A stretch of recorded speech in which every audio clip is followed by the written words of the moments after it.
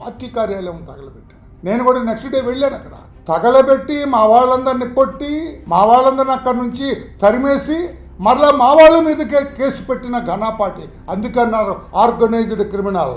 నేరం పట్టిసీమ మట్టంతా కొట్టేసిన వాడు, పట్టిసీమ మట్టేసి అప్పనంగా మింగేశాడు. కంసుడు లాంటి వాడు. ఎక్కడ తిని ఎక్కడ పెరిగి అక్కడికి వెళ్ళి ఇష్టం వచ్చినట్టుగా వ్యవహరించాడు. క్రిమినల్ లాగా వ్యవహరించాడు. Attempt to murder.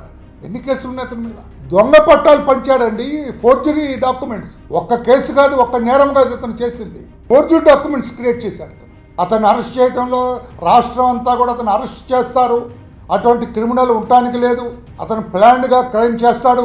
పేరుకే ఎమ్మెల్యే కానీ పెద్ద నేరస్తుడు అతను. ఆలస్యమైనా కూడా న్యాయం జరిగింది. ఎట్టే పరిధిలో చట్టానికి చిక్కాడు అతను.